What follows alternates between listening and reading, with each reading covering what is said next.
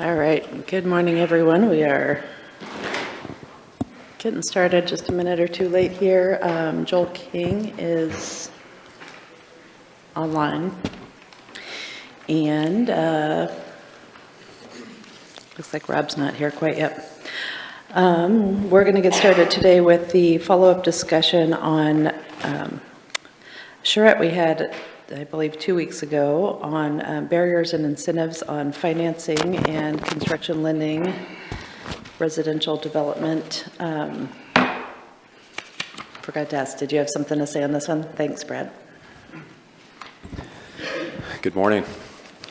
Yeah, so staff didn't prepare anything to present this morning formally. I think you received counsel prior to the meeting from the city manager, the summary of these past two charrettes that you've had, one on specifically housing and then your last one on the shelters. We do have with us again today Sean Pritchard, who's the executive director of UCAN. So he's available for any other specific questions that the council may have.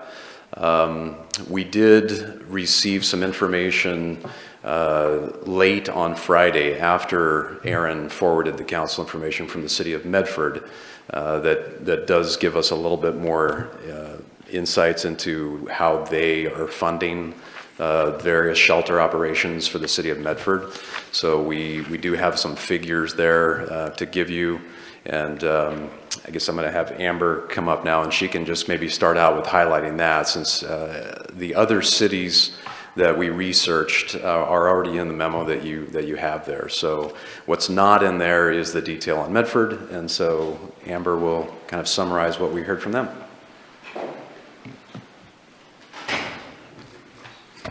Good morning. So what we heard back from Medford is that they do have their three main funding sources. They have their Housing Opportunity Fund, which is funded by their CET. They have CDBG, and then they have a general fund grant. Their general fund grant is for the years 2021 to 2023, and that is $263,300. And the purpose of the general fund grant is to provide funding to support outside agencies and organizations that care for the needs of Medford residents with programs and services the city itself either cannot or does not provide due to lack of facilities, staffing, funding, or other limitations. Any questions there? Valerie? You just went fast, so I'm just kind of trying to jot it down. So I'm going to ask you, I did get that there was a general fund grant that ran 2021 through 2023. How much was that? That is $265,300. And is that for the whole 21 through 23 amount? Yes. Okay. And then there was, excuse me. Oh, sorry. And then there was also, I didn't get the other two because I was trying to write down about the grant. They have what they call their Housing Opportunity Fund that Okay. comes from their CET. And that money comes directly from the CET, and that is used for the unhoused, am I correct? It is used for a couple things. The unhoused is one of their priorities on that one. Okay. Okay. Let me flip this And the over. other one, besides the Housing Opportunity Fund from the CET, was CDBG, correct? Yes, the Community Development Block Grant. Okay, thank you.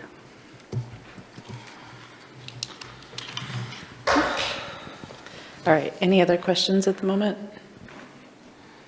All right, let's back up for a minute. We have first on our agenda the discussion on the construction charrette. So let's start talking about that one. That was on September 12th, and you have kind of the smaller handout in front of you with the overview of who our panelists were and what their answers to the questions were. Is there any questions you had or thoughts you wanted to share on how that went and where we might go from here? Val? Yeah, I'm just going to say I thought it went great. I will say that I have followed up. I went this last Friday to the Home Builders Association conference in Bend and heard very much, very similar to the same issues that they had. I think, once again, the housing crisis is not just affecting us, it's affecting the entire state. They also, last Wednesday at the legislature, they're going through meetings pre-session to kind of focus on what they see as major issues in Oregon, and they had a conference on Wednesday with many of the people who were at Friday's home builders were reporting to the legislature on the Wednesday before, asking the legislature to truly look at the issues that were there. Some of the takes that I got, and I'm just going to throw them out there, is number one, time is money.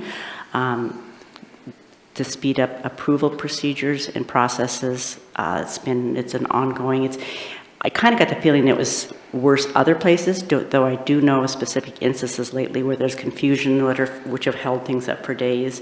And to try to simplify and have the cities work with builders to make sure that things go through quickly. There was an example in, I think it was Eugene or somewhere, there's been one person in the last 5 years who has prevented 1,000 units being delayed and over 900 units not being built because of LUBA appeals that go on and on and on.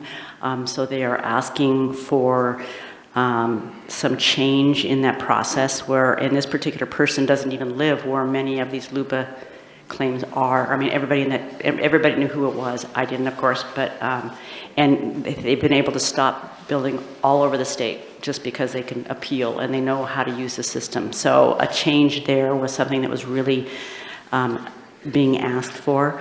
I heard over and over and over again, incentivize. If you want middle housing and you want those lots to be developed, then you're going to have to come to the table with incentivizing, not demanding density by, I think somebody at our forum, Noel, said, hey, how about the old, you want to buy a triplex? We'll throw in the quadplex for nothing for your cost of your SDCs. I mean, doing something to bring down the cost of SDCs if they build denser. That was huge.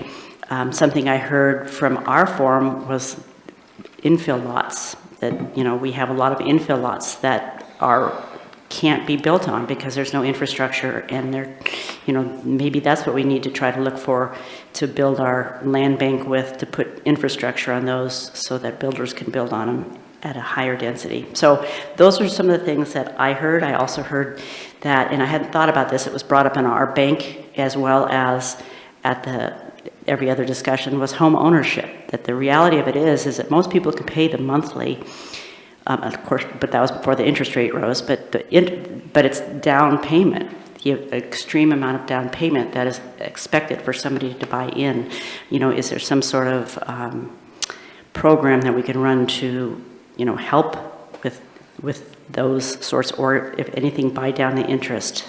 The importance, and this is something I spoke with both the mayor of Springfield as well as the mayor of Gresham on Friday, and one of the things they have is they have someone on staff that does deed restrictions. That deed restrictions, if you're going to have affordability and build it in there, you've got to have management ability somewhere along the line. And one of the things that came out is that we're like 13,000 construction workers below what is needed to build what we need to build, but we're also below in the amount of staff that cities can afford for things like management. If we had somebody to do management of SDCs, as well as come back with the LIDs, which are, I can never remember what that is, the local improvement districts, so that, because that takes management, it takes money on staff time to have to manage going after people when they buy in, but that's something that our local developers, that's one thing Justin brought in, is the local improvement districts, that if they're going to put money out for all this infrastructure,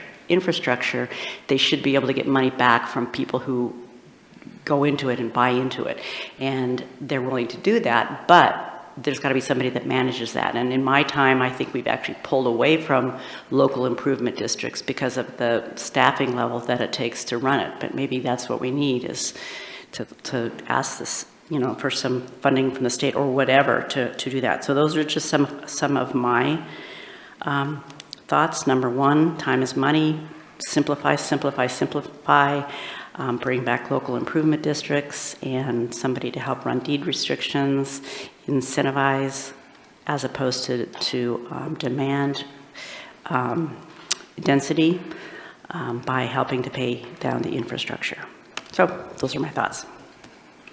Thank you. Rob? So, Valerie, I just want to ask for a couple of clarifications. So, one is on the person or entity that is tying up things in Luba. What is their motivation? Do you know what their motivation is?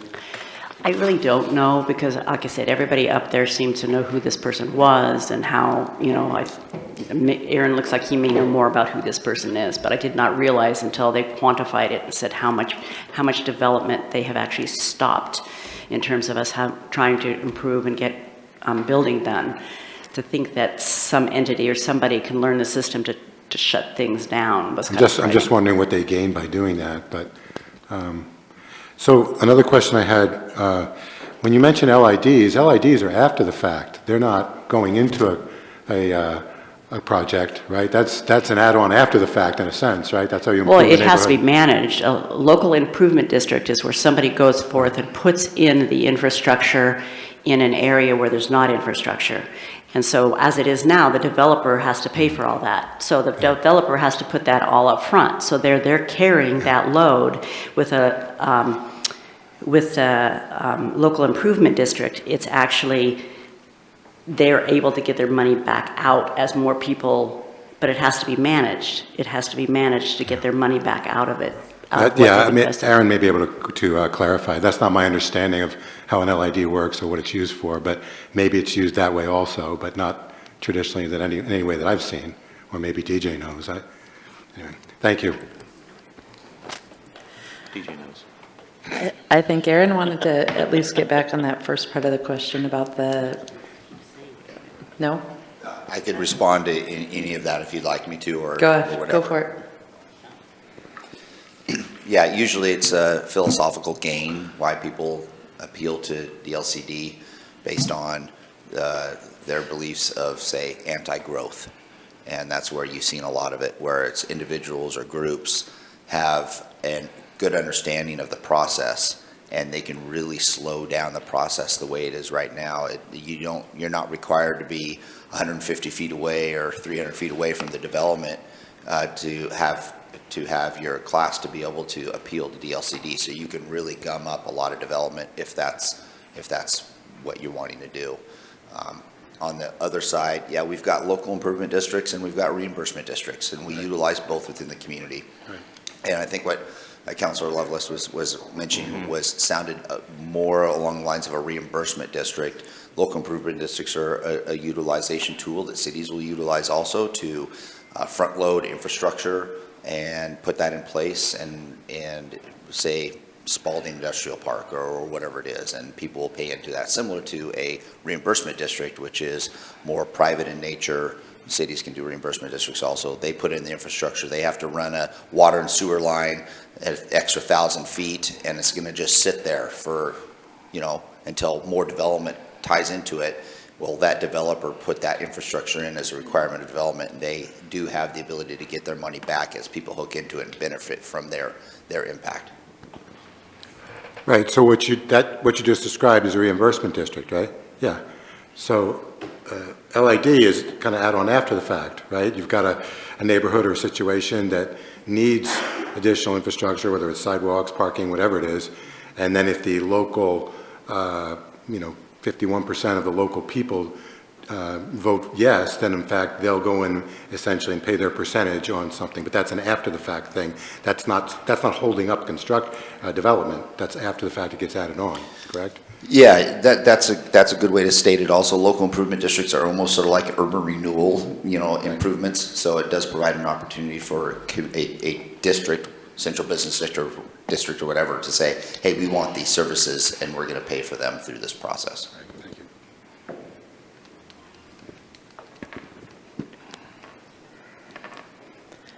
Other thoughts? I guess go ahead, DJ. So,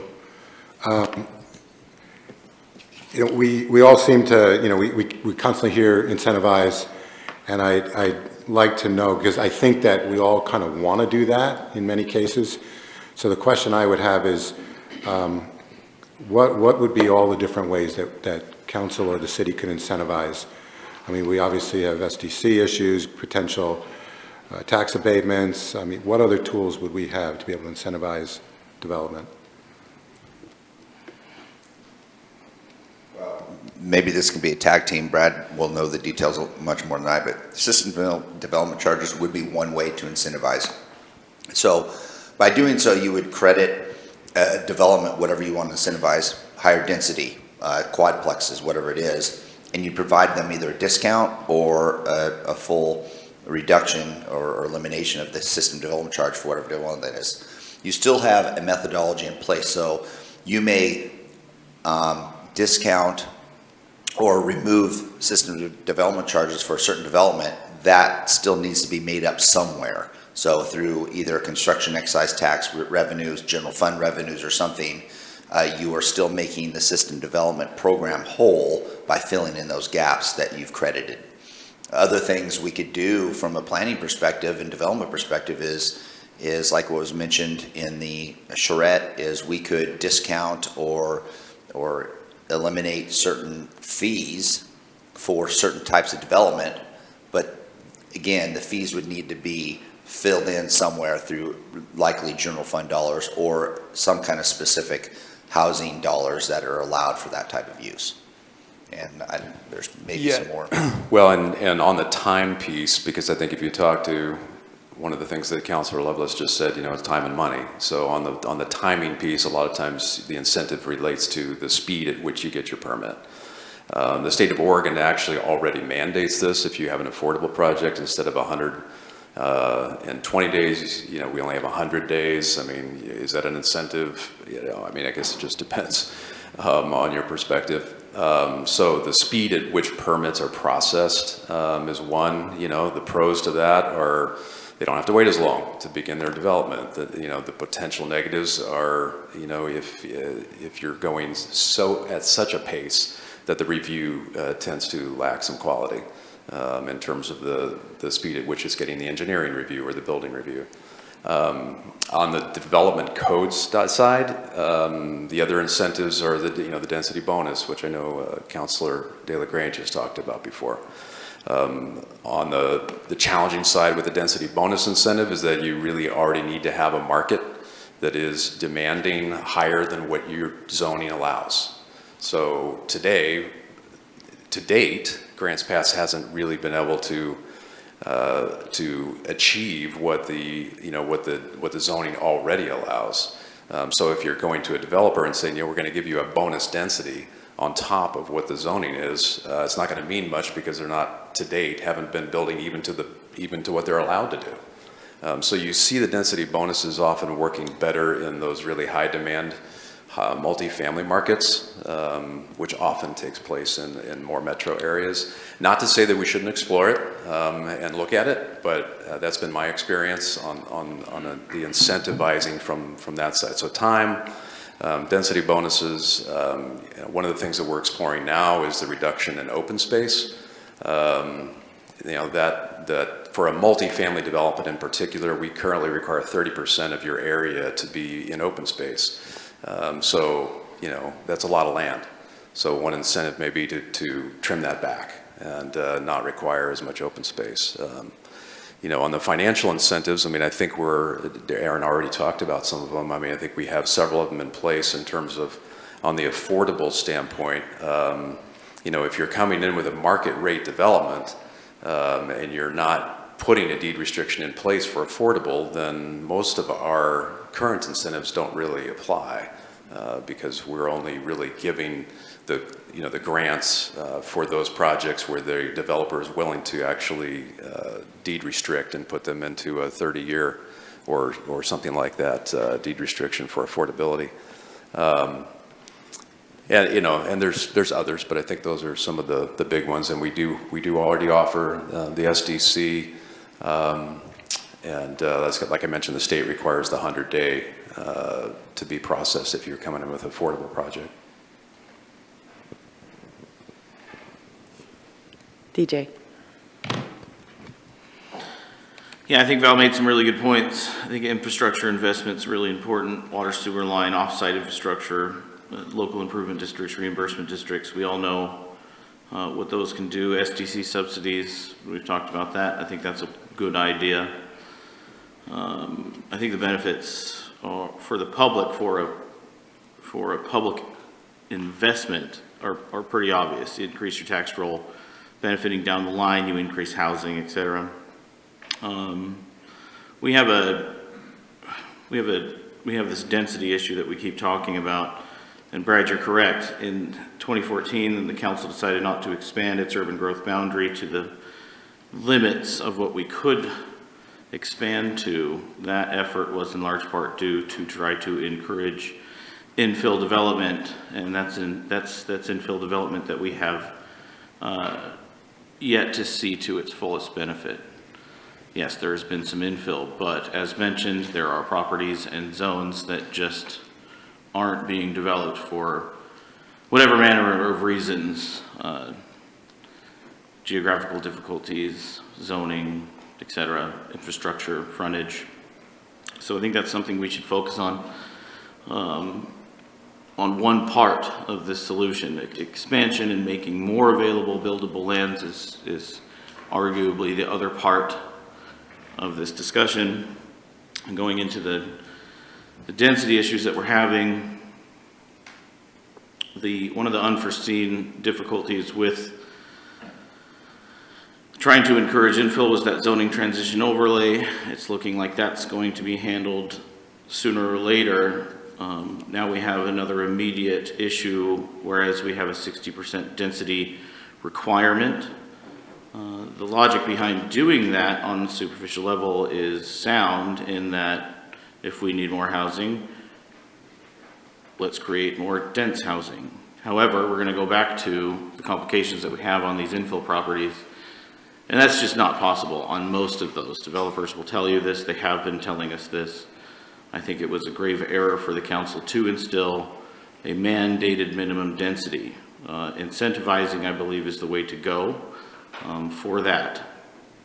If you have a property that you have to build a certain density, whereas it hasn't been developed in the last 10 years because we can't reach that density, it seems rather senseless to have that ordinance. One other issue I wanted to bring up was the community development department as a whole has been running on a skeleton crew for many years now. We've been asking them to do things for us, to look into different things, turn around for applications for permits, turn around for developments, has shown to tax the community development department past what they're currently capable of doing. I think looking into what can we do from a development standpoint to release that burden on community development in some measure. One idea that's come forward as an example in recent was the tree deposit that we were looking at. The tree advisory committee recommended tripling the tree deposit. I got to thinking about that and trying to understand why we have a tree deposit, why we need to put a bond on trees when they have to comply or they can't get the certificate of occupancy. As an example, ridding a tree deposit program would be a fine way to reduce a burden on community development department. You don't have to keep track of it. You have your C of O in hand, and if they don't plant the trees, they don't get their certificate of occupancy. I think it's been shown over the years from my experience as a developer, others' experience as a developer, that this is oh gosh, what's the most diplomatic way to say this? It's a very onerous requirement that costs people time and money, and it costs community development time and therefore money. Am I hot to trot to go after eliminating that at this point? No, but it was fairly simple for me to come to a certain ordinance and identify it as being something that burdens community development and the development community without a actual benefit in doing so. So I think there's benefit in looking at those different onerous codes, if you will, on top of everything that Val had brought up prior. So local improvement districts, reimbursement districts to promote infrastructure investment, subsidizing SDCs, evaluating onerous codes, eliminating minimum density, mandates, switching to incentivizing. I think that is really the only starting point that we can entertain at this point.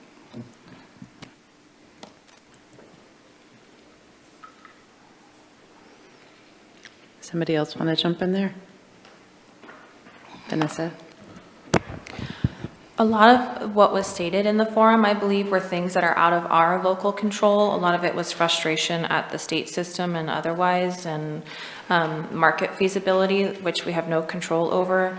So the real actionable items that I gathered were, as stated, to continue participation in LIDs, ramp up a land bank program and get serious about purchasing properties and either selling them at a discount or simply donating them.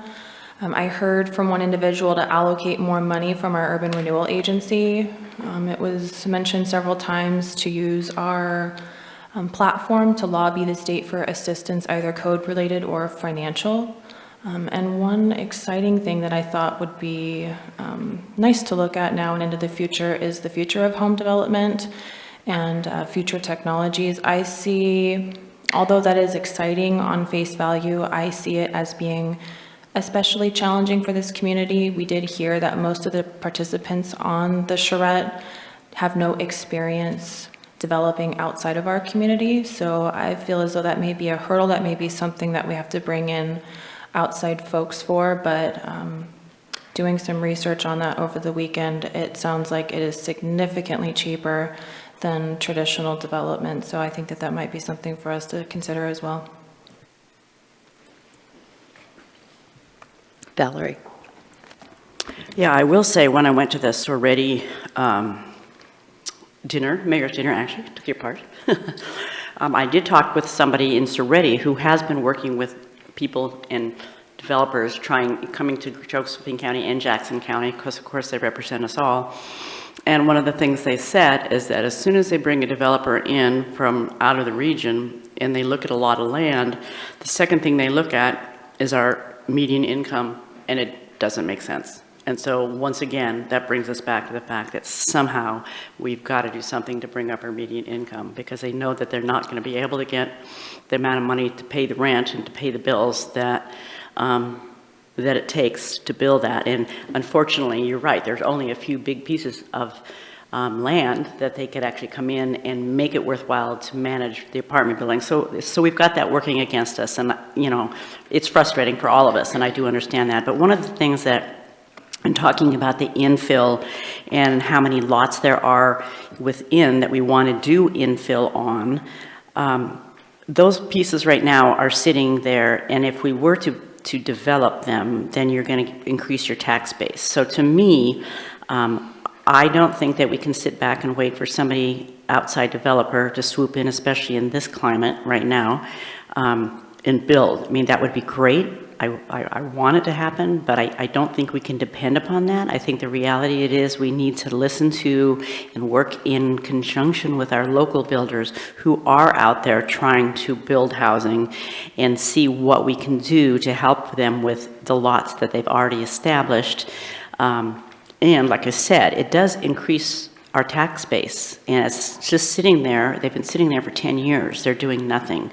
So that to me might be worth looking to see what land bank opportunities are there by finding out where those lots are, so we can really target and see if that is an option to get, you know, because obviously if they're sitting there and they can't be developed, the person who owns them is not really getting anything out of it. It seems to me that they may be willing to go lower on a price just to have it, something happen to it rather than sitting there. So that's just something that I can see as being something that I heard in the forum that might be worth at least looking into and researching. I do also know Springfield is considering lowering, there's several cities that have lowered their SDC rates.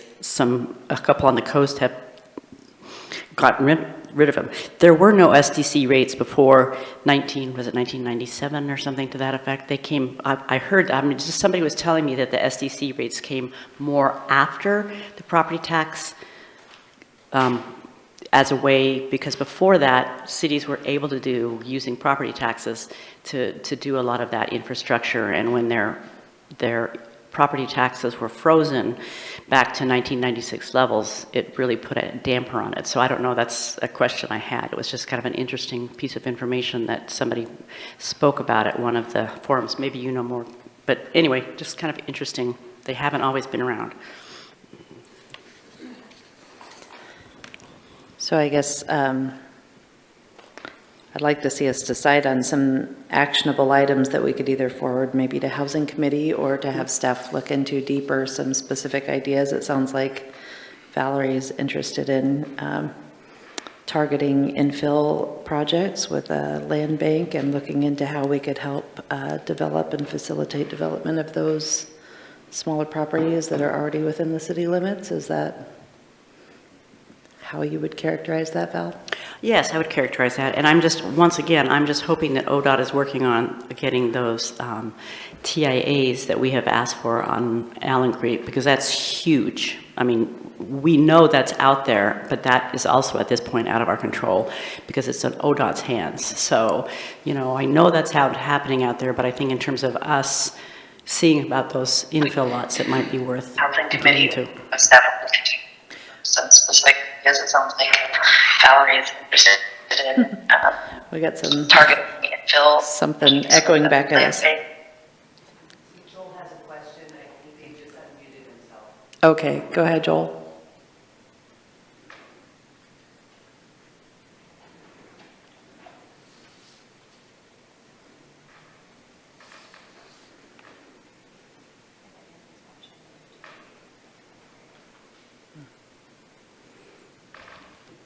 Does he have his hand up? He does. He said it's very echoey, so he was having trouble hearing, but he still has his hand up. Okay, Joel, if you can hear us, go ahead and talk.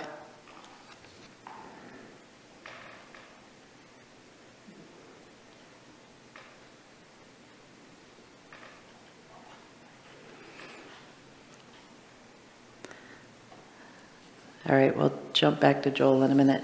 Valerie, I guess, would you suggest, are you interested in sending that to the committee to develop? Can you hear me now? Oh, yep, go ahead, Joel. Okay, there were two things I had. One is, everybody has brought up some good points, and it's about 11 of them, and it seems to me like we need to have that as a... Can you talk into the Okay, Joel, if you can hear us, go ahead and talk. Okay, can you hear me? I can hear you. Joel, I think whatever you're listening to has a significant delay. So anyway, I see about 11 things that we can put down on this to consider, and it seems like we ought to be... Valerie, suggest, be interested in sending that to the committee to develop. Oh, yep, go ahead, Joel.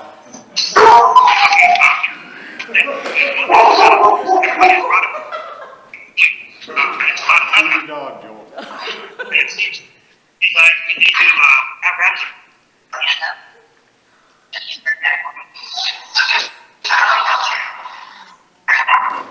Do you think we could just mute him for now and wait until he's ready? Can you mute that, please?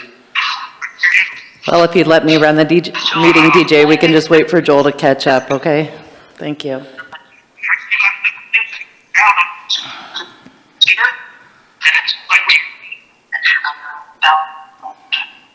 Suggest, be interested in sending that to the committee. Yep, go ahead, Joel.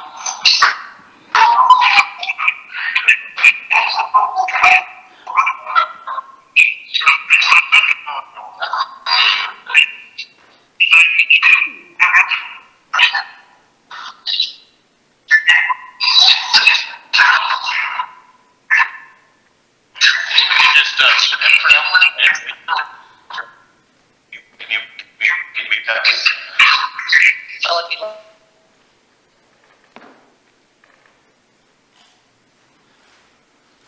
He muted himself. All right, Joel, hopefully you can find a way of texting your question or calling in or something that won't have that feedback. I was going to ask Val, are you interested in sending something back to the committee to develop further, or having staff develop an idea and bring it back to council, or where do you want to take something? Well, I guess I figured that we have a GIS person now functioning, and I'd kind of like to think that you could go in through your layers of GIS and find out where some of these lots are and see where there's infrastructure, or maybe reach out to Justin or some of those people who have said they've been looking at the same lots for 10 years. They could probably give some direction as to where they see some of those lots as well. Okay, so council, would you be interested in having staff look for potential infill locations? Seeing a yes from Vanessa. DJ, yes or no? Yes from DJ. Yeah. Rob, okay. That sounds like one thing we can work on. Are there other ideas that people want to have us move forward on? DJ. Yeah, I'd like to get clever with utilization of improvement districts and reimbursement districts. I think council needs to be aware of how those work and how municipalities can get clever with applying those. And I'm not saying only improvement districts or reimbursement districts. Those are the popular ones. There has to be some other different ways to encourage infrastructure investment. So a workshop particularly on how those work? No, not particularly. I think just kind of organically in this process, if we get a list of properties or otherwise and they're presented to us the difficulties, I'm just asking to come prepared with different answers, different mechanisms that we can use to invest and encourage, knowing that that's the goal. Rather than here are some properties, what do we do now? Get clever with some information for us. Also, I would ask, using the tree deposit as an example, you know, there's only the best person in this room, Brad, is you to identify where is your department wasting its time. You know, it's happening. I know it's happening. Permits aren't being turned around in the time that they're supposed to. There's misunderstandings, et cetera, et cetera. You know, evaluate your department and see what council can do to help some of those onerous burdens.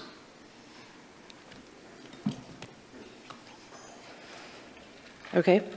Other action items? Brian? So the notes that I have from that session, I heard several of the people up here say something to the effect of encouraging building smaller starter homes, more affordable, smaller homes. I heard that several times, and that sounds like a good idea. I'm not sure what the city can do to go about helping to do that, but it does sound like a good idea, and maybe one that warrants more discussion either with council or at housing committee. So that's one thing. I've got a few, but I'll just say that one right now. Okay, so I guess what do you suggest that we do with that? Send it to housing committee to explore how to encourage building smaller starter homes? I suppose so, unless anyone on council has a better idea. Or staff. Val? I was just going to say, one of the things that I heard from Justin was just by reducing SDCs by smaller homes, by building smaller homes might be, I mean, that's kind of an incentive to do that. By building smaller homes, you pay less for the permits or whatever. So that's just a way to think about it. But yeah, I think everybody kind of said, I think to get our community adjusted to just, that's what we need is smaller homes. So once again, going to, talking about cottage clusters. I mean, everybody talks about them, but everybody's afraid to invest in them. So finding a pilot or somebody or a developer who might be willing to pilot, because I've heard there are a couple people that considered it. I don't know under the economy right now whether that they're feeling the same way, but I agree that the smaller home was a big push. I just have a question maybe for Brad regarding our SDC structure. Are the fees based on square footage, or are they kind of a flat fee per dwelling, or is there a mix of those two things? So we have a formula, and if it's stormwater, it's based on square footage of impervious area. For parks, it's based on the number of parking spaces. For transportation, it's a flat amount, and it's based on the number of new trips that are generated. So for a single family dwelling, we use like a factor of 9. For a multifamily dwelling, we use a factor of 6 and things like that. So stormwater, parks, transportation, and then the sewer and water, which are the most significant usually, are going to be based on the utilities and the number of fixtures that you have. So if you're coming in with multiple bathrooms, you're going to have X number, and then we calculate that at the time of the building permit when that comes in. Sewer is the one that is linked to square footage of a house. Yeah. Based on your square footage. I think the breakdown 1,700 and less is the lowest of the price, and it goes up from there. The others are linked to some kind of other methodology, like the transportation one is linked to the ITE manual, the transportation manual that is a nationwide manual and based on trips and stuff. So. Okay, so thank you for that explanation. So for example, on the sewer SDCs, we have, I guess, square footage categories that if they're within this bracket, they pay this amount. Would there be a way to restructure that so that smaller square footages, it was a little bit more of an incentive to build smaller than it was to build bigger?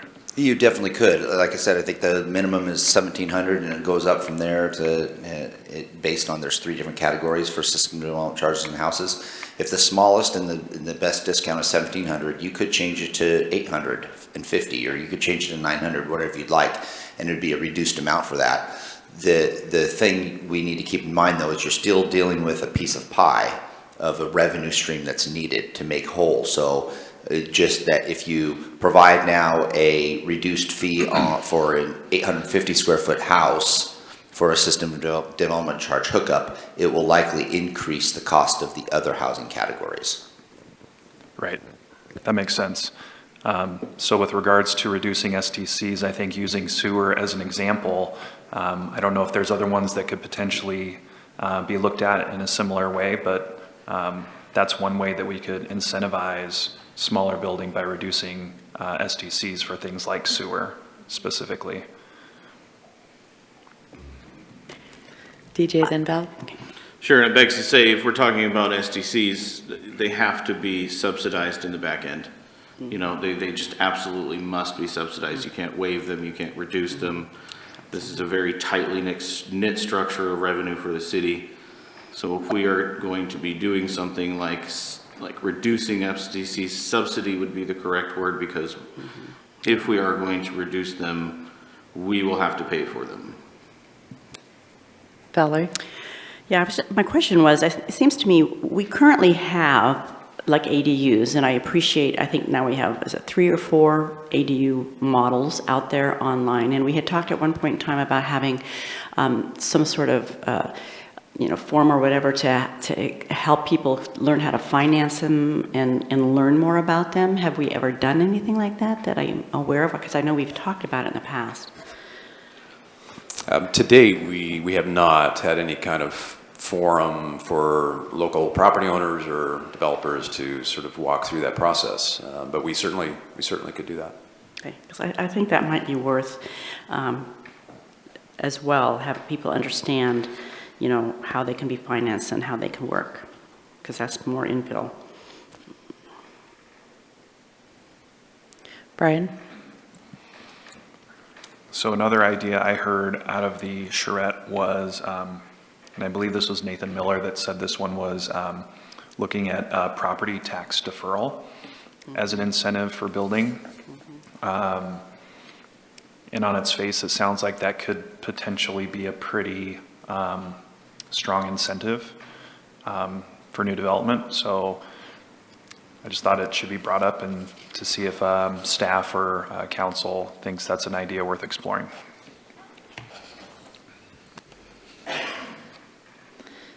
Anybody want to chime in on that one? Okay. Rob?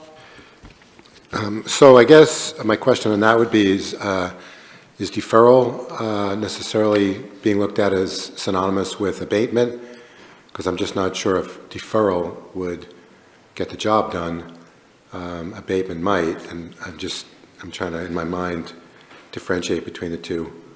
Yeah, I was thinking probably more abatement. I think he said deferral, but I think abatement would probably be more effective, whether it's a year or 2 years or whatever. Well, one way I look at the abatement is that, if we have property that is essentially not producing any tax income, and there are some, I mean, to provide a tax abatement going forward for X number of years, so for 5 years or whatever after development happens, there's no taxes.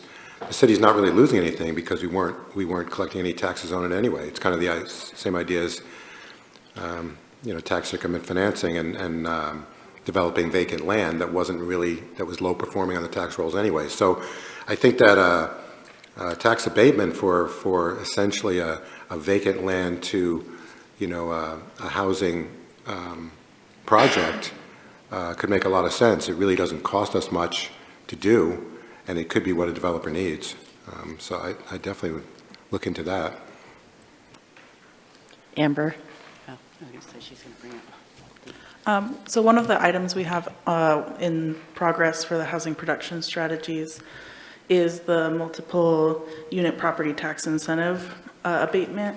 And so that is for multifamily housing. The benefit for that one is that it doesn't have to be low-income housing, so it can hit our conventional density as well, but it definitely applies to low-income housing. And council would have full control over which projects could receive that and which wouldn't. Different cities have different regulations. Some say you have to prove that you wouldn't be able to financially build without this tax abatement to receive it, and it can last for up to 10 years, and again, council gets to decide for how long it lasts. So that is one of the things that we have on our production strategies that we're hoping to move forward in the next 8 years, and if that's something council would like to see sooner, we can definitely prioritize that. We've got hands up all over the place. Go ahead, Rob.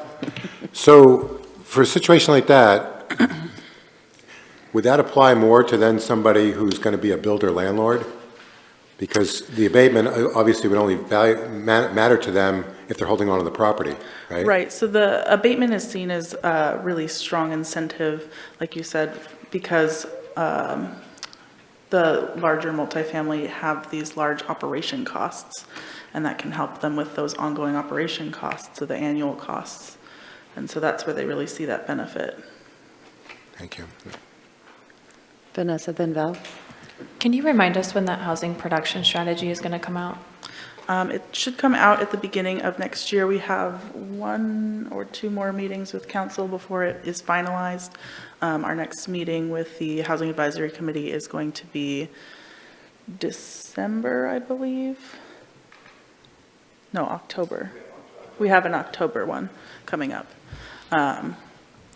We get some holiday push around, but it should be around March that it gets finalized. Thank you.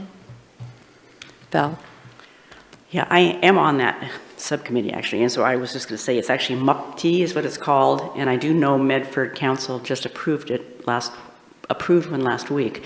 One of the things that is a hindrance for us, and this is why it's, is that all of our property taxes go to public safety. And so what you're basically doing is you're taking money from public safety to incentivize. And so in a lot of other cities, more than 9% of the people pay full property taxes, and they have a bigger chunk of money to play with. And so that has been one of the issues that has been talked about in Josephine County, is because all of our property taxes and the counties all go to basically provide public safety. So that is one of the things that we have to think about. You also have to go out and convince other districts, school districts, library districts at times, because it has to be more than just us to make it. I think I'm not sure of this, but that's something that has to be looked at too. So it's not a requirement, but if you can convince at least 51% of the taxing bodies to agree to this abatement, then it automatically gets pushed through for all of them. So that is one of the ways you can really hit hard, is if you can get a couple different districts to agree and make it a full property tax abatement at that point. To your point with the public safety, I know Beth with Eco Northwest has some really good resources on the cost benefit analysis to these, how having this extra housing helps lower the cost of public safety, and also reminding that a vacant lot wasn't really providing that much taxes, whereas now this has encouraged that building. You can set the limit, maybe it's only 3 years that you abate the taxes, as opposed to the max 10. So there are some wiggle rooms in making things more unique to what Grants Pass needs. Yeah. And like I said, it's definitely worth looking into. I'm just saying that there's pros and cons of that. I do have a question though. At one point in time, I think we talked about the fact that, a lot of our land is in the urban renewal district, and we have things that we can do in the urban renewal district that we can do nowhere else too.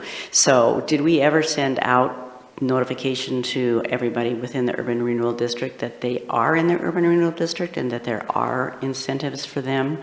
I'm just thinking to myself that since we have that district as it is, and that urban renewal also takes away from some of those other districts, so it would be a community conversation. But I'm just wondering, did we ever send that information out?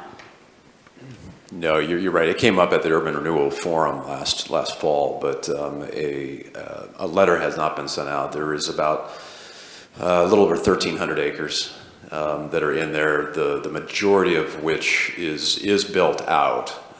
So in terms of new multifamily development in the urban renewal on vacant land is pretty limited. But if we proceed with your first thought today to do a map to identify all of the infill, we can we'll identify all the infrastructure, the zoning, the density allowed, and that would come up in that analysis in terms of the urban renewal. But we do have the list, and I think we're very close to sending that out. Okay. Joel has his hand up again, so let's try again, Joel.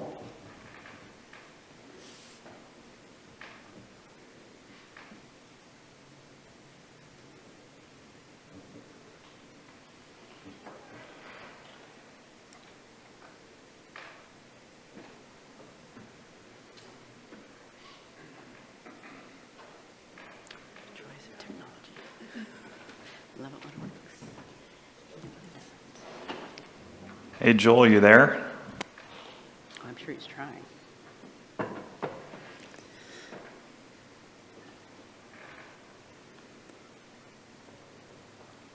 list, and I think we're close to sending that out. Yeah. Joel has his hand up again, so let's try Joel. Could you get that out of there? Hi, Mayor. Is this working now? I don't want to irritate you guys. Yes, Joel. Can you hear me at all? Yes. Yes. I'll just text you my messages then. Yeah, unfortunately, it sounds like he has a long lag before he hears us respond. I do have a comment that he sent via text, 2 suggestions. One was that it says take 11 possible actions, prioritize them, and then schedule input from housing and put it on our agenda one at a time. The second comment is that economic development is connected. It's hard to build a lot of affordable housing when more than 50% of your income in the county are transfer payments, Social Security and welfare payments. So Joel, if you want to write something out and send it to Karen, I can read it. Unfortunately, we're having a lot of trouble connecting with you over the microphones. Brian. Yeah, I just wanted to follow up on Valerie's idea with regards to urban renewal and leveraging that resource, because we do have, we've allocated $7 million of urban renewal to go towards housing related issues and projects. So I think working on that would be good too. DJ, did you have your hand up? Yeah, we're talking about tax abatement, which is great. It's a good incentive. The primary question that we have to answer when we are using public monies to subsidize private investment, we have to answer the question of what is the actual public benefit of utilizing those dollars. One of the answers to that question is an increased tax roll. So we need to be aware that we always need to be asking ourselves, what is the actual public benefit of the public investment into private development? If we talk about tax abatement, that's taking away one of the primary goals. I'm not saying that we shouldn't do that, but we need to be aware of it. The benefits, of course, being tax roll, more customers, bringing infrastructure close to urban growth boundaries, et cetera. But I'm just mentioning this because we need to be aware of that public benefit.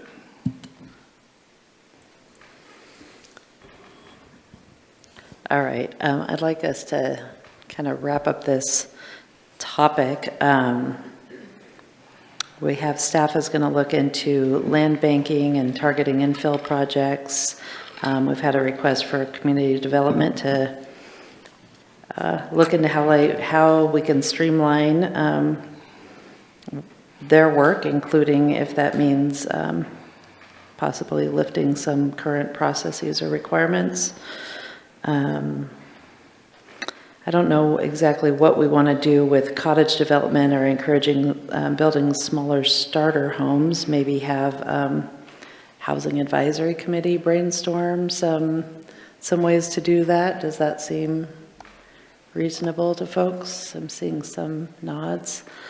And then we need to look into property tax abatement options. And I don't know, is that something else you see going to committee or having come from staff? Rob? Right. There's one other thing, because every time somebody mentions a cottage development, this always runs through my mind, and I'm just wondering, do we, and it goes beyond cottage developments, so do we have any sort of figures as to what percentage of our rental units are being used for Airbnbs?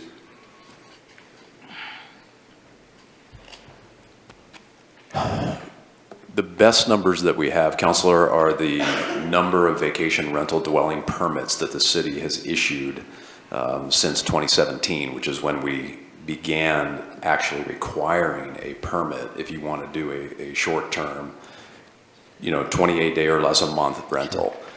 Prior to that, we didn't actually require the permit to come in through the process. Although they certainly must have existed. The best numbers we probably have are going to be through the platforms themselves, like Airbnb, VRBO, who actually they report back to the city on quarterly tax. The amount of property taxes typically comes through them on behalf of their members that are local. So we could get that.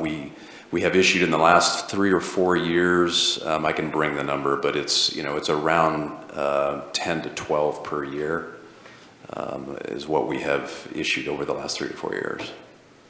So as a percentage of the overall housing market, I don't know that number, but I could certainly get that for you. So is it possible too that people are doing essentially Airbnb de facto businesses that are not permitted as well? It's possible, yeah. It's that gets into enforcement and how we would track that, but yes. I'm just thinking in the limited mileage that I cover in my daily walks, I mean, I can think of 5 houses that were sold that had, I think longtime residents in them that got remodeled and are now Airbnbs. There's one that I pass every day now that the guy's putting a lot of time in, and I stop and talk to him, he's Airbnb-ing it.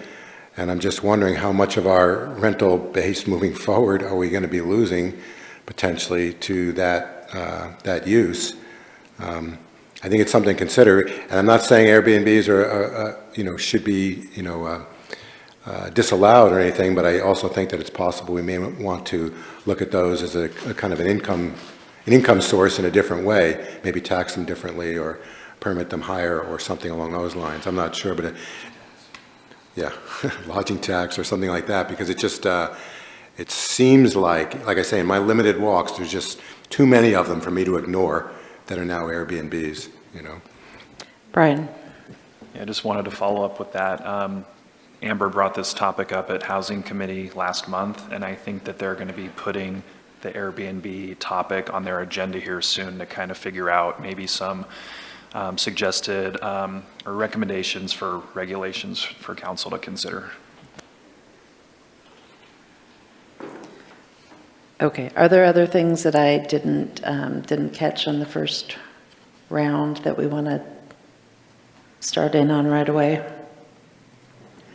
Like Val? I just have a question, and this is, goes back to in the previous council when we sold the properties. I just want to clarify, just thinking in terms of, we have one, is the money that we used to when we sold the properties, is that separate from the CET tax, or have they been combined, or how is that in the books? It's a separate fund. I think the value of that fund right now is somewhere around almost 700,000, 600-something thousand.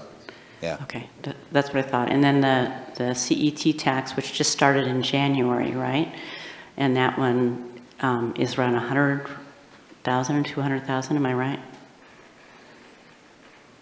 We actually just ran those numbers. We have them in a memo, which I just need to get to Aaron, so that'll give you the most latest and greatest information on the CET. But with the slowdown in the housing market, it is not we're not likely to get to that 400,000 range, which is what was projected when we presented it to you prior to your adoption.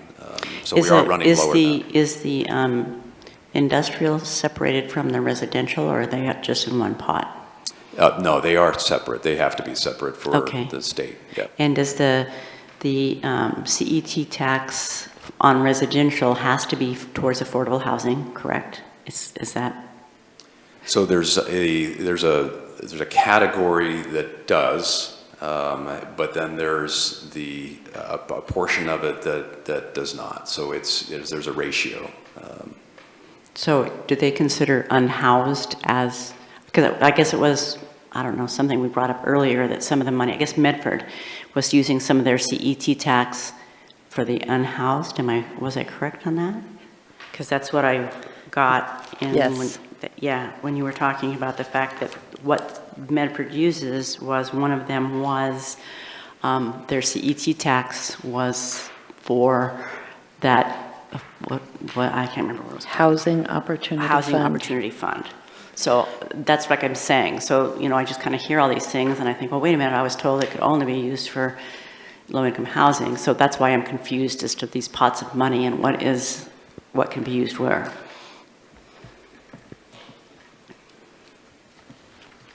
So the Medford was using their general operation fund, their general operation grant for their unhoused populations. Their CET, sorry, I just got to flip through a few pages because we got this just recently. So their CET is for affordable housing development projects. Okay, thank you. Joel had a question about, You just said reduce open space in the code, but I believe that's something we're already looking at, is reducing the open space requirements. So Joel, that one is already in the works. We've talked quite a bit today about SDC incentives and ways to help pay those. So would you like staff or to look into options for how to come up with SDCs in some other ways? I will say that when I was at the forum on Friday, they mentioned that there is a statewide study on SDCs that is coming out in 2 months. And that looked like a pretty big thing because everybody's dealing with the same thing. So I will say, and I don't know if you're aware of that, but they did say that within 2 months they expect there to be a statewide study done on our SDCs being used for the purpose that they were originally designed, how are they being used throughout the state. So I think that might be some really good information to get. I just wanted to clarify some of the information discussed with regards to RCET, just as a quick breakdown. 15% of RCET has to go to the state. The state gets that percentage. 35% you have designated, which is the flexible amount of the CET, you have designated for affordable housing in association with of how Oregon ORS defines affordable housing. So sort of think community development block grant, low income, moderate income housing. And then the other 50% shall be set and established to incentivize the development and construction of affordable housing. So 50% of that, and that's the residential. And then 100% of the commercial is to fund and incentivize development of affordable housing. That's how that is broken down. So would incentivizing be reducing like the backfill that we could do for SDCs then? Is that what you're saying? That could be one program that you fund for that, yes. Okay, thank you. So beyond those general percentages, at this time, we don't have specific programs using CET dollars, right? No, that has not been defined. You've got the flexibility right now to sort of figure out where you want to go with that, and it may be something that you'd like to narrow in more on, just like we may want to do that with our urban renewal agency, and making sure that we have the proper programs that we can start advertising as this is what you can utilize those funds for. Yeah, our community development staff has spent quite a bit of time looking into the CET program and structure, and that's the memo I was referring to earlier, which we have largely written up. So you'll be seeing that probably the end of this week. Okay. So it's got some recommendations. Terrific. Yeah, that sounds like it may point us in the right direction. Rob? So, Aaron, you mentioned 15% of the CET's got to go to the state. Isn't that supposed to come back as far as more low-income mortgage help? And my question is, because I think it does, if I'm not mistaken, how is that advertised? How would people find out that they could get that help? Look over at Amber. We just sent the OHCS the first check like about 2 weeks ago for our first 15% for the first quarter of collections. And so we at least we have a contact now in terms of getting exactly what methods they are using at OHCS to advertise in Grants Pass. Unless Amber knows, I don't think we actually know exactly what channels the state is using. We can add that to the memo though, and give you an idea of how they provide outreach for that 15% locally. Yeah, I'm wondering if banks know about it. If someone goes to a mortgage broker looking for a down payment for their first home or whatever, do the bankers know that our fund exists? Yeah. So I will say, purchased a home in April. A lot of the banks I talked to knew these programs. There were some banks that advertised that they actually worked with them, and some said, I'm sorry, but I know these banks do. There are lots of great programs for down payment assistance out there, and I didn't have trouble finding out about them as a recent home buyer. Vanessa? When I was doing research on that topic, when we were having that discussion, I think I recall that it's an Oregon designated agency, and I think for Josephine County, it's Habitat for Humanity. And I believe it's a niche down payment assistance program for veterans. So I can imagine they likely go through veteran assistance channels. But research on that would be much appreciated. I'm interested in changing gears. Councilor Lovelace had mentioned earlier that there is a shortage of 13,000 construction workers in the state, and I wanted to gauge council's support for possibly a tuition match program or a full payment of tuition for RCC's Small Business Development Center program, construction contractor pre-licensing training that's looking more to the future of development in the community, but I think that could help bolster good paying jobs and also the future of development here.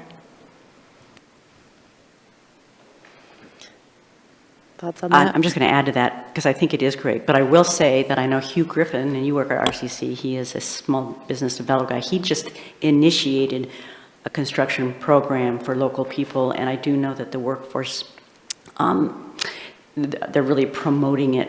And they said actually this last year they've had more business license for construction than any other business. So I think it's kind of in the works. I don't know what that entails going further than that, but I do know that SBDC is working very diligently, as is workforce.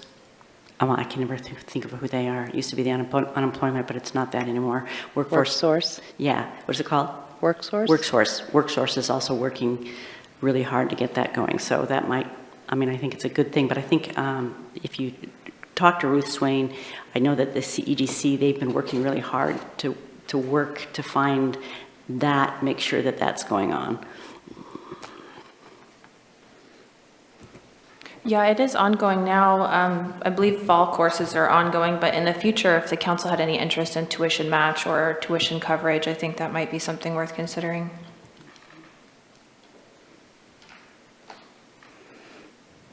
Okay, is that something you'd like some sort of memo on what programs are out there, or where do you see that going?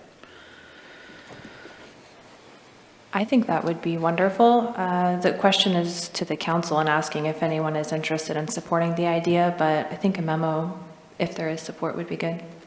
Okay. Council, is I was just saying, my concern is that that's just kind of in a different court. I feel like right now we've got so much money-wise that I feel somewhat constrained. My biggest worry right now is public safety, probably more than anything else. So I hate to put myself in that education league, because I do know that, there's a lot of other people in that field, and I think that that's where we need to ask them for that information. I think they'd probably be more than willing to give it to us if we were to go to them and ask if they could give us something, as opposed to having our staff run around to reinvent the wheel. So perhaps reaching out to RCC, Ruth Swain, and asking if they can give us an update of what programs are at Road Community College dealing with where WorkSource. I think they'd be more than willing to put that together for us. Okay, it sounds like maybe step one is just to find out if there's construction training and licensing programs available in the area. Does that? And then? There definitely is. Certainly, 100%. The question to council is if they support tuition match for those programs. If let's say the city decided to sponsor 10 individuals in that program, it would be less than $5,000, and that's getting people started in the trade. Is there interest in that? Brian? I don't know enough about this to weigh in.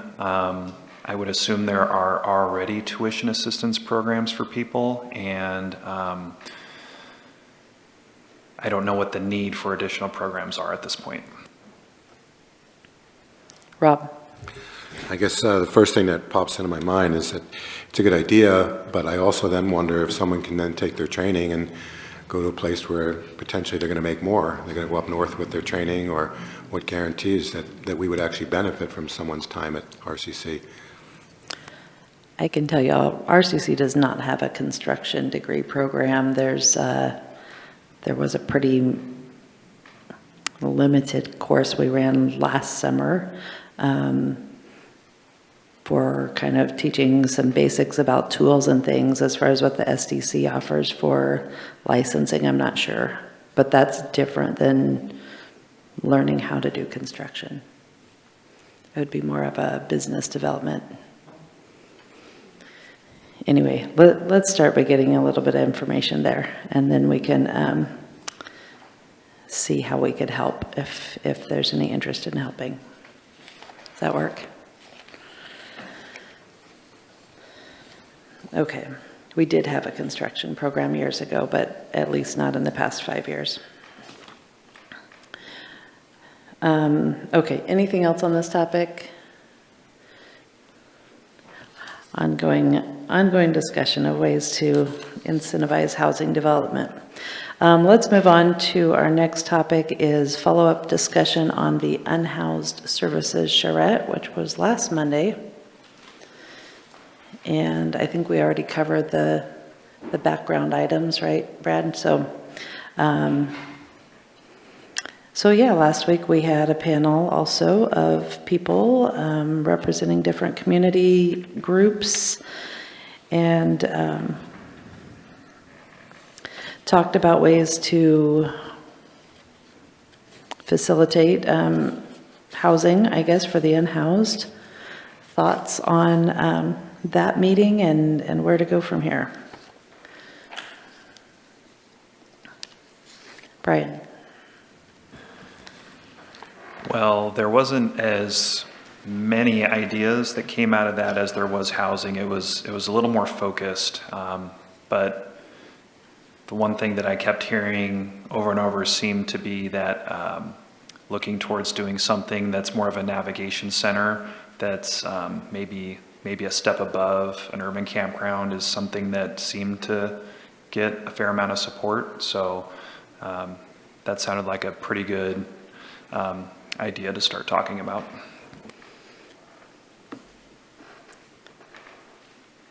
Anybody else want to jump in? Do we need to pass around some coffee? Rob? I mean, my sense is that Brian's probably going to agree with what I'm going to say here, but I don't want to speak for him. But when we heard from that panel that, navigation center might be a better idea than an urban campground, quite frankly, I think that most on that, or some on that panel at least, may have misunderstood what council had in mind from the beginning, because I think that at least from my council seat, and I think that the rest of the councilors also felt from the beginning that our quote-unquote urban campground was in fact going to be a navigation center, even though we never called it that.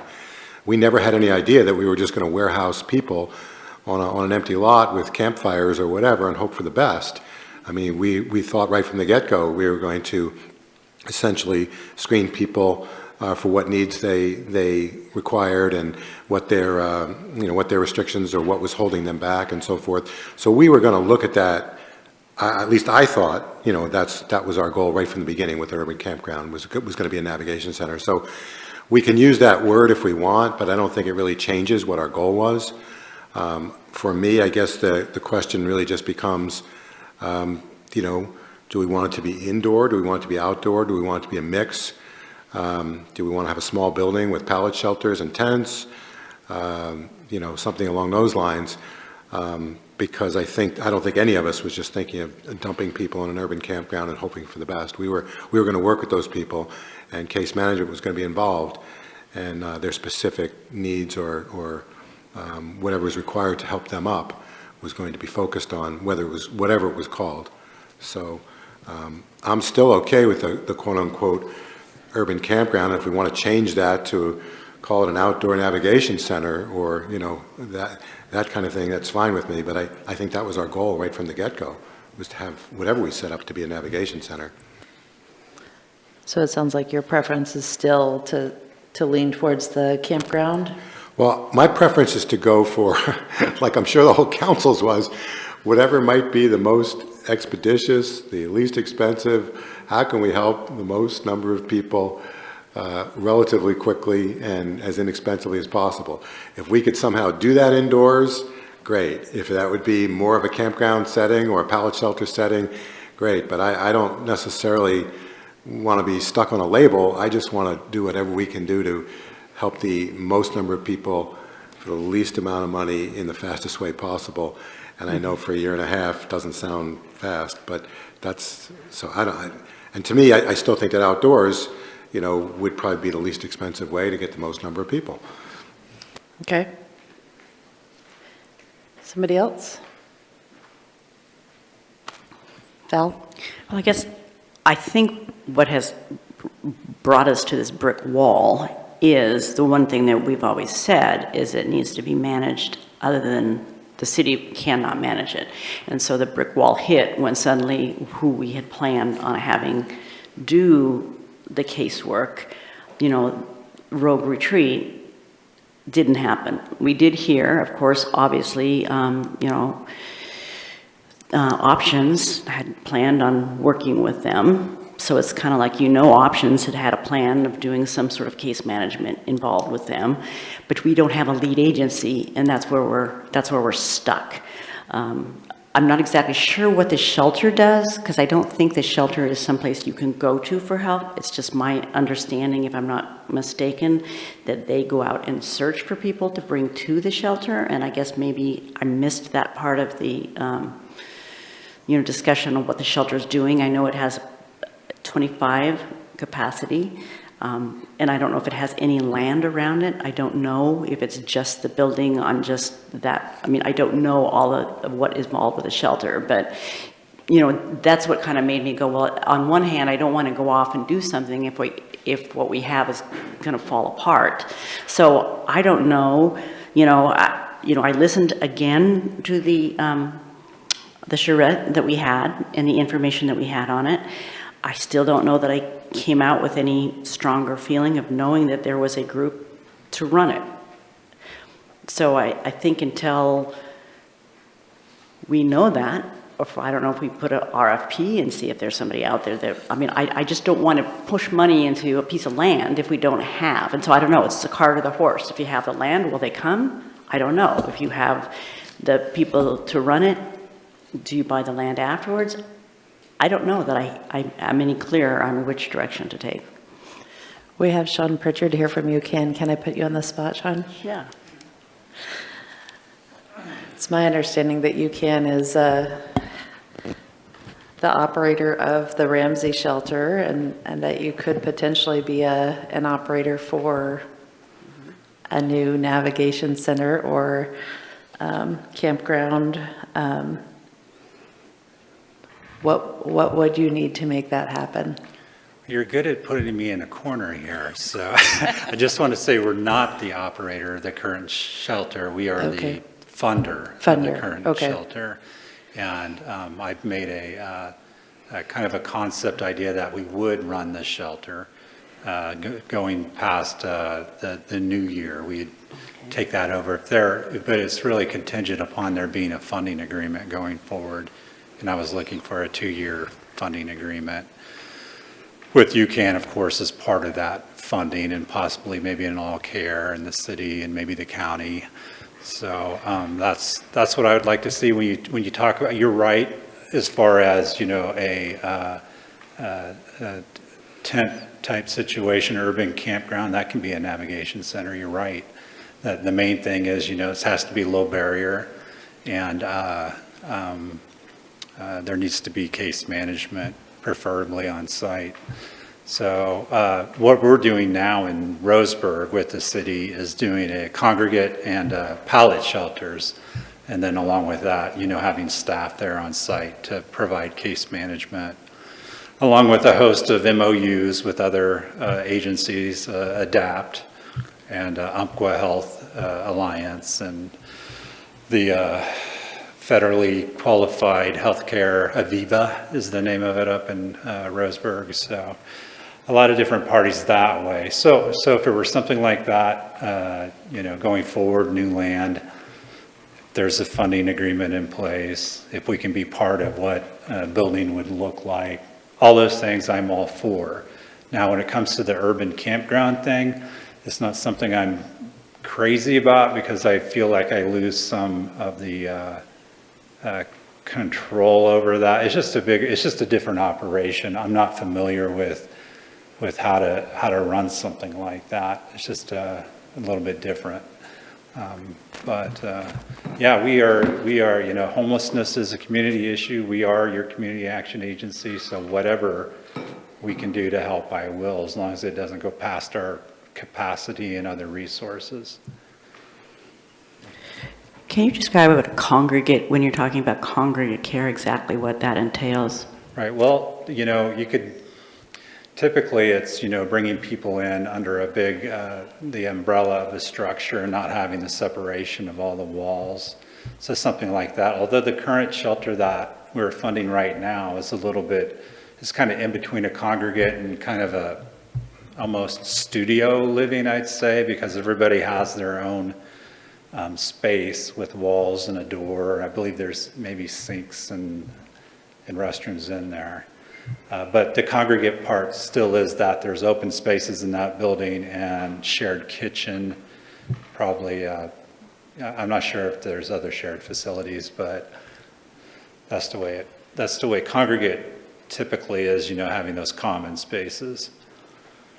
And my question is, people have to be referred there, is that correct? So nobody just kind of, who is your referring agency? Is it from the UCAN office down there? Well, a referral could come through UCAN, but it's Rogue Retreat running it right now. So, but the capacity is you're right that the capacity is pretty limited there. So if you're talking about tackling a community-wide issue like this, you probably need a little bit more capacity. Yeah, it might be good to tour the Ramsey shelter. It's a great building in some ways, and it's limited in others. Vanessa? Can you talk about the timeline of the Gary Leaf Navigation Center? Did the city purchase the property and then issue an RFP? And then UCAN was contacted, or was UCAN contacted before the purchase of the property? Yeah, it's all a blur because they purchased the building from us, actually. And so I believe they purchased the building first and then they put out the RFP. And as far as I know, I think we were the only ones to reply to it. Actually, thinking back, I don't know, I don't think there was an RFP. There was an RFP for it. I didn't reply to it because there wasn't a funding agreement, or at least it didn't satisfy what I wanted. So I held out on that, and then when I began to see it coming together, then I directly reached out to the city, and I believe there was an exemption to which they didn't have to go out for an RFP, maybe. My memory's a little fuzzy on that one, but. Is it my understanding that it was, the state was the one that gave the money to the city, correct? So it wasn't the city money, but the state got over $3 million, if I'm not mistaken, because they're a pilot project for a navigation center in Southern Oregon. They did get that status, and I think that's probably why you're using that terminology, navigation center, because it came along with some funding from the state. So yeah, I believe the city received, I want to say 1.5 million, and then they've committed to additional dollars through their ARPA funds.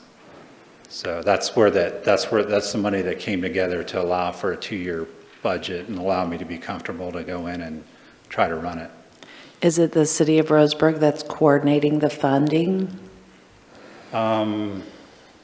You mean when it comes to, UCAN's running the operations and also, the administrative part of that, billing and all of that, is that what you mean, or?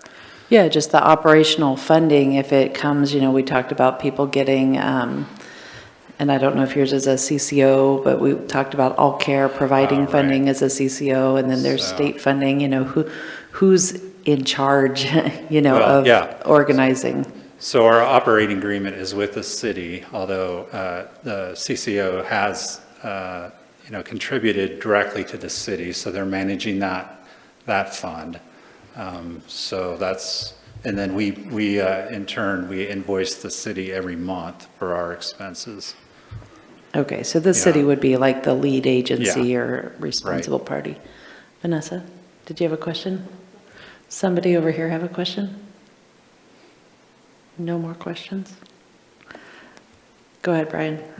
Yeah, thanks for coming today, Sean. The city, this is kind of an open-ended question. The city has $920,000 of money from the state to spend towards some sort of homeless-related issue. And, I think we've talked about a couple different ways of utilizing that money. One was giving it to All Care Community Foundation as a grant so they could use it to purchase property for an urban campground. Another idea has been to have the city use that money to buy a piece of land that it could use as an incentive for a service provider to run a facility. So I'm just wondering, we need to spend this money in the next 8 months or less, or the state is probably going to take it back. So I was wondering what your thoughts might be on what the city could best do with that money. Where's the checkbook at? Now, I think you get to the same place either way. If you with your examples of going through All Care, or I'd rather not be the lead on acquisition of property and construction and all that. It's not that we don't do that from time to time, but I see our role more as the operator and a funder in some sort of mix. So, you start talking about acquisition of land and, putting up a building and all those things, $900,000 doesn't go very far right anymore. And that's what I think the city of Roseburg saw that, and they saw an opportunity for buying the building that I had and then rehabbing it. Rehab can cut down on some costs if you can get something that's existing. And then, you talk about those things and you're still left with, probably a deficit as far as operating it from year to year, those costs, when you expend that $900,000. So I don't know. I don't have a solution. I don't know what kind of search you've done for property. That's also that's a big lift on staff. I know that the City Council of Roseburg appointed some people to be a part of the property search, and I believe they looked at 18 different properties, so you can imagine the time that goes into that. I don't know if you have a dedicated person for that with the city or not, but they didn't have one.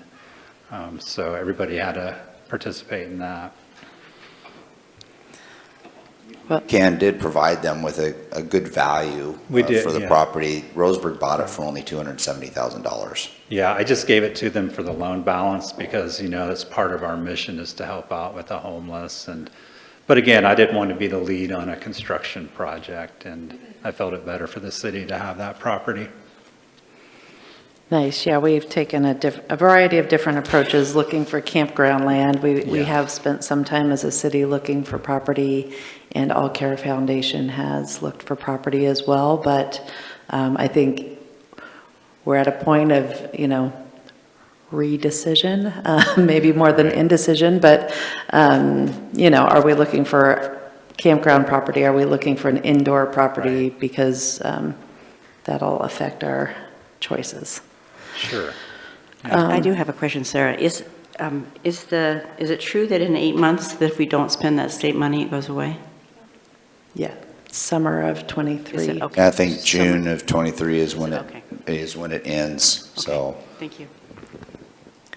All right, are there other questions for Sean? Okay, I have a comment from Joel has been typing, so I'll read you what we've got here. Measure 110 has granted about $10.7 million to Adapt, Grace Roots, HIV Alliance, Max's Mission, On Track, Options, the Family Nurturing Center, and GP Sobering Center. Interesting enough, Rogue Retreat received $166,000. All includes housing elements. The other cities Aaron presented in his research do not have sustainable funding except for Ashland, where the marijuana tax and some city monies subsidize their operations.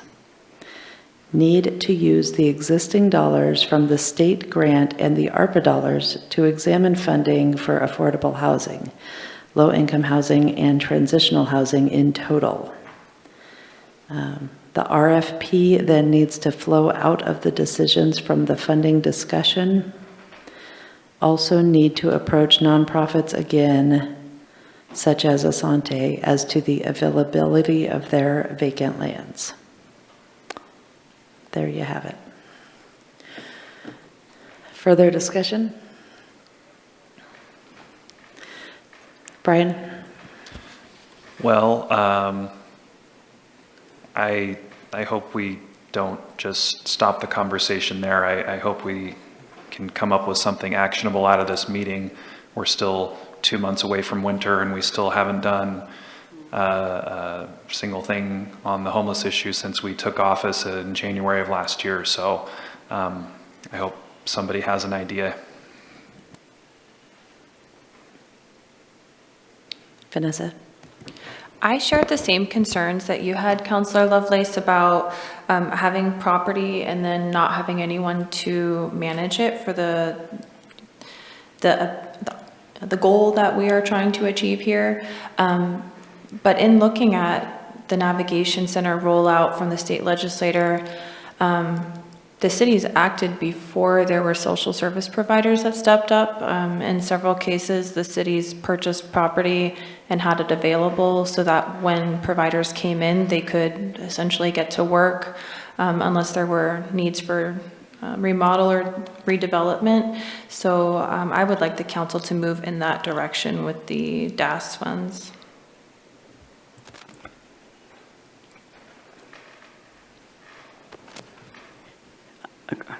I'm just going to Rob? assume you're saying buying property is what you're saying. Yeah, site acquisition. Rob?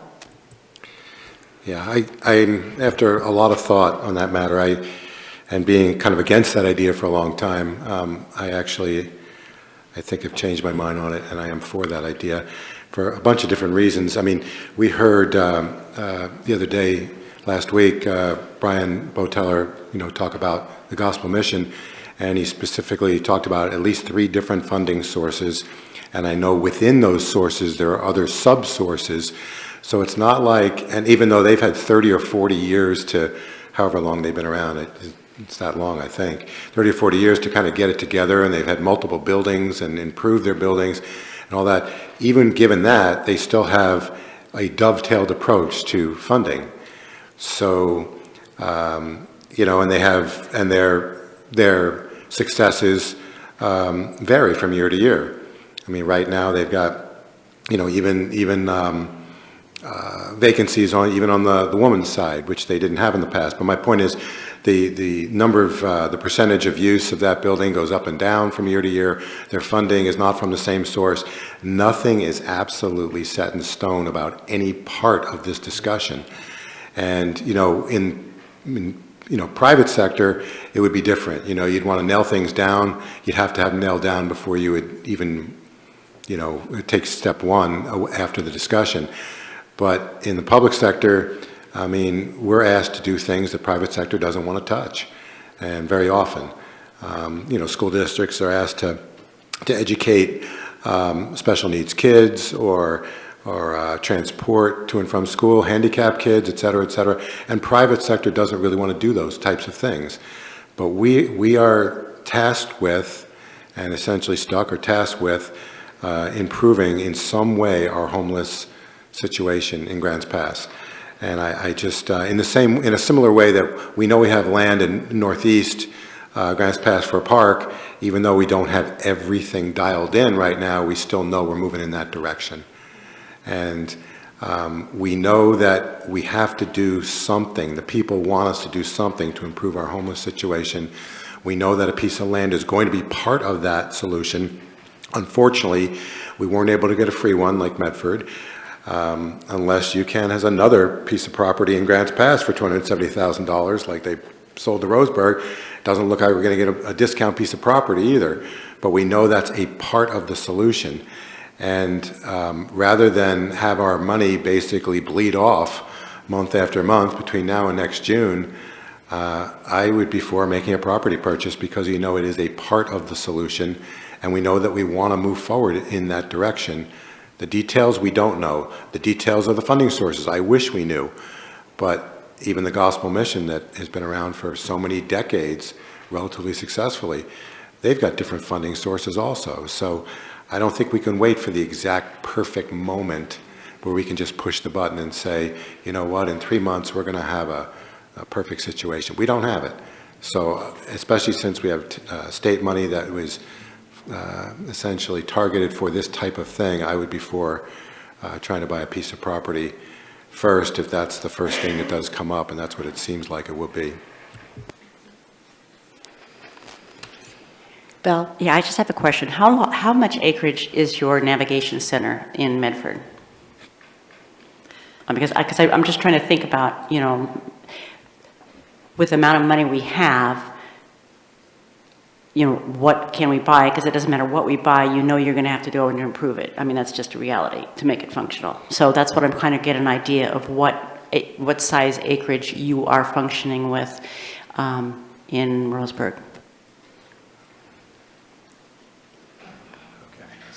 So the site that we have is probably no more than 3/4 of an acre, I would say. What we did is they basically converted the parking lot into a place to put the pallet shelters. So the city ran infrastructure in there to make that happen. But I just want to throw one thing out there that, you know, the navigation part of this, the case management and all that, you know, you have CCO here, I'm sorry, remind me again the name. All Care Help. All Care, okay. You have All Care with Foundry Village there. There are offices there. So, you know, in a sense, that's serving as, it could serve as the navigation part of what you're doing. And there's no requirement that all this be located really in one spot. The requirement is that you're trying to walk people along continuum of care. So I mean, if you had the funding, you know, you keep your shelter in place, you keep your Foundry Village in place, and then maybe you do buy some land and put up pallet shelters if that's feasible. You know, there's a lot of different ways to attack it. So, I yeah. think, did you say last week you have 10 pallet shelters in Roseburg? Yeah, that's right. Yeah. Okay. And then how many beds do you have inside? It's going to be 30 to 35 beds when it's done. Yeah. So. Okay. Rob?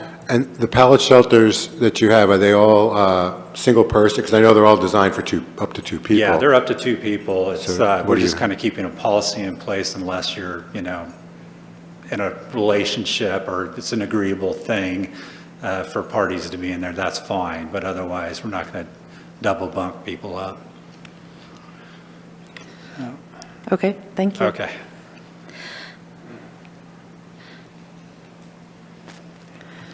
Val? One thing I just want to add, and I know this is another like loose end, and I know everybody's tired of waiting for loose ends, but I also do know that, you know, one of the things All Care Foundation is focusing right now, their money is waiting to hear from the state as to whether there's going to be any turnkey projects that are coming down the road. So that's been another reason that I'm just a little hesitant to race out and do something, because I know one of the problems that Rogue Retreat has had over in Medford is that they are way over, whatever, they're $1.8 million in debt trying to put together the most recent turnkey project they got. And so that's been a real headache for them. I think personally, they took on too much and tried to do too much and make them too nice for what they needed. But if we were to get 1 or 2, and it's been my understanding that there's 2 possibilities in Grants Pass, then that might be also a place, you know, because we do have a functioning shelter. We do have Foundry Village. If we get turnkey and they needed money, that's something that I'm thinking. So that's part of the reason that I'm also hesitant, is because and they were supposed to hear a month ago, and so they're just literally waiting any day now to hear if that's an option. And so I think that's something we have to also consider. So, and I do think that the wish to go for 3 acres, which is what we were going for, 2 acres, is too big of a project to take on at this time with property. So those are my thoughts. Brian?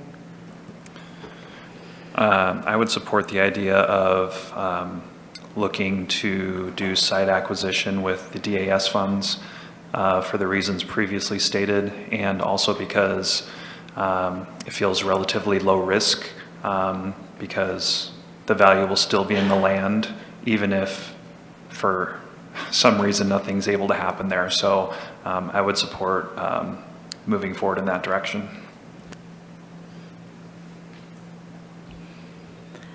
I guess one big question is, are we still talking about a mostly open land? Are we talking about an indoor facility? Go ahead, Brian.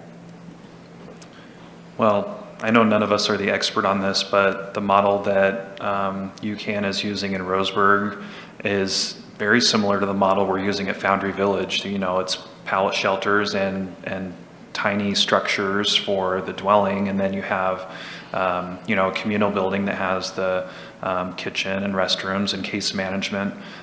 So I would see it probably as a combination indoor-outdoor. But, you know, I think there's some flexibility there depending on what properties are available. Okay, so is council wanting to task staff with searching for properties and leaving it kind of flexible as to indoor-outdoor and just looking for suitable properties? Is that, seeing Vanessa nod. Rob says he's okay with that. Brian seems to be nodding. Yes? Okay, that's 3 people nodding. Val? At this point, I'm going to say no. I'm going to wait till I hear from Turnkey. I do know All Care Foundation did not suggest that we do it, so they're kind of the ones that are one of our partners. And I don't want to kick it way down the road, but I kind of want to wait and see what happens with the Turnkey before I move forward in spending the money. Okay. DJ? Definitely not. Kurt? Well, I would not want to be motivated by use it or lose it, but I do think we should look for a property that enables both indoor-outdoor combination, hybrid. We do have pallet shelters just collecting dust that we've been sitting on for a year. So I would ask that staff move to look for a place that's a combination. Okay. And Joel?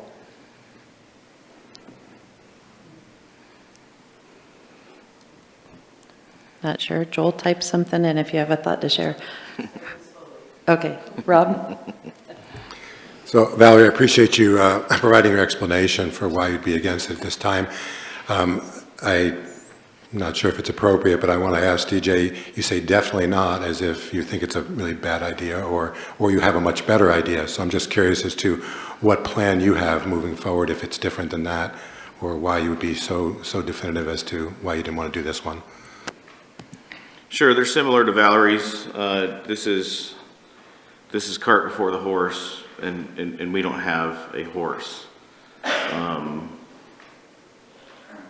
Purchasing a piece of property on a whim or a hope is not a good investment strategy at this point. I'm not averse of utilizing these funds in different ways, but at this point in time, it's my opinion that purchasing property on a whim is foolish. Providing an explanation for why being against it time. I'm not sure if it's appropriate, but I want to. Oh, I have a new screenshot here. At this time, I say no, but keep working with the nonprofits. That was from Joel. Similar to Val's, this is current.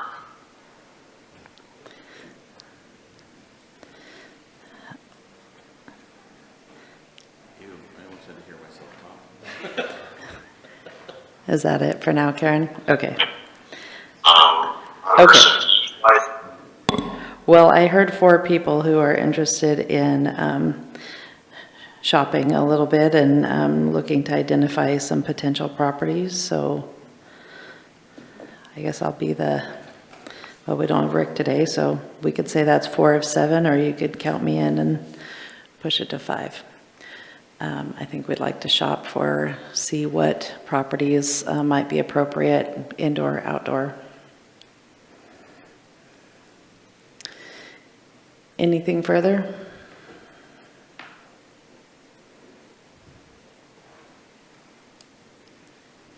All right, agenda review.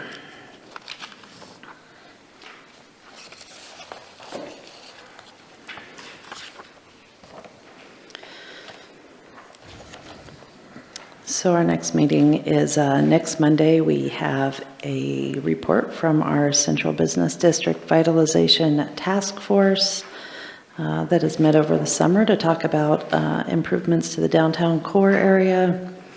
And we also have a special meeting scheduled to do a council action item that would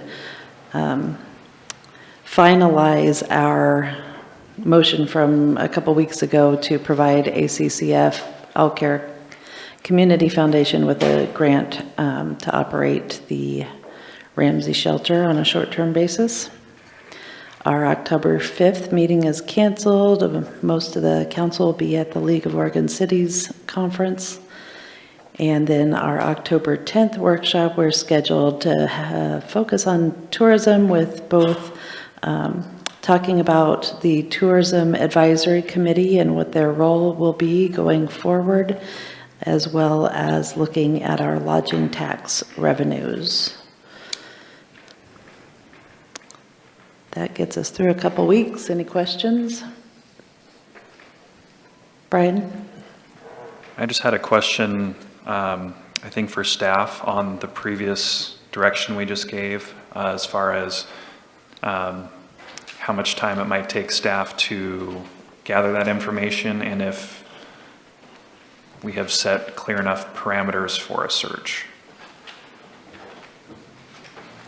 So the search itself is pretty close to, I won't need much time to do.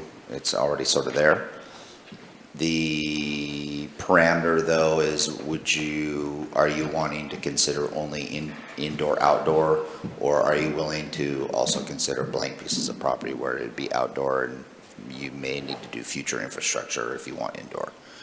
So other than that, the criteria that I would be following would be the same criteria that you've established with the All Care Community Foundation with regards to the barriers associated with the distancing from all the other areas.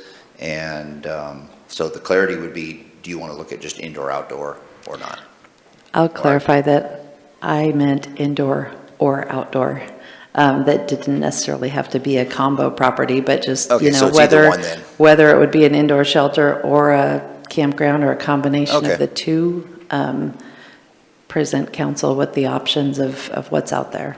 Certainly. And if council wanted to expedite the discussion, I'd be more happy to present options at the October 3rd meeting in executive session. Sounds good. All right. Anything else that we wanted to get on the agenda coming up?